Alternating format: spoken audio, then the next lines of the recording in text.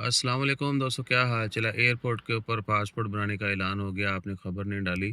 भैयान वो ख़बर एक्सक्लूसिवली जो है ना ओमानी सिटीज़न्स के लिए है, जो ओमानी शहरी हैं जिनके पास ओमानी पासपोर्ट है, और वो भी इमरजेंसी में एयरपोर्ट के ऊपर रिन्यू करवा सकते हैं। लास्ट ईयर ही जो है ना यूएई ने भी ये इम्प्लीमेंट किया था।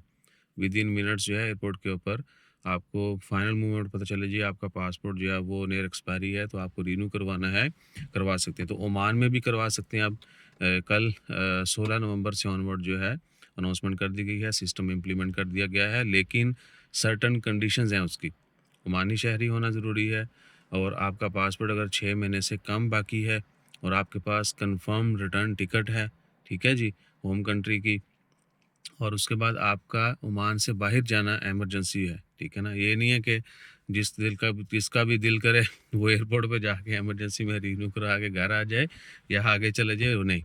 मेडिकल कंडीशन, कोई सरकारी आपका कोई काम है, या कोई बहुत इम्पोर्टेंट ऐसी चीज़ है जिसका आपके पास कोई डॉक्यूमेंट या एविडेंस है कि जी मेरा जाना बहुत ज़रूरी है, और इमरजेंसी बेसिस पर मेरा पासपोर्ट रिन्यू किया जाए, यानी 6 महीने से कम होना चाहिए पासपोर्ट बाकी, और रिटर्न टिकट होनी चाहिए, और आपके जाने की वजह जो है वो ज़रूरी हो, ठीक है ना।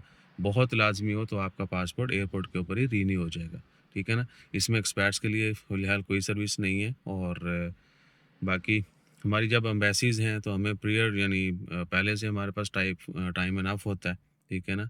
हाँ, पाकिस्तान वालों को जो है पाकिस्तान एयरपोर्ट्स के ऊपर या दीगर जगहों पे ये सर्विसेज बहुत ज़्यादा आम करनी चाहिए।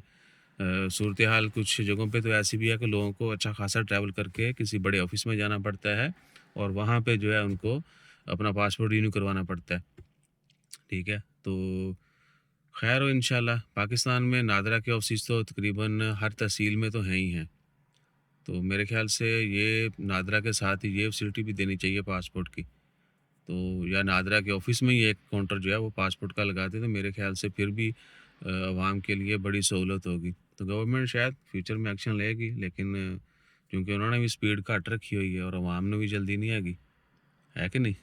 ये सब भी तो डिपेंड करता है ना। और दूसरा, एक और ख़बर गर्दिश कर रही है जी कि बगैर लाइसेंस के पाकिस्तान से बाहर जाना। तो वो लड़के का किसी एयरपोर्ट के ऊपर जो है एक वीडियो भी वायरल हुई है, उसमें मोहसिन नकवी साहब हैं और कुछ ऑफिशियल्स हैं।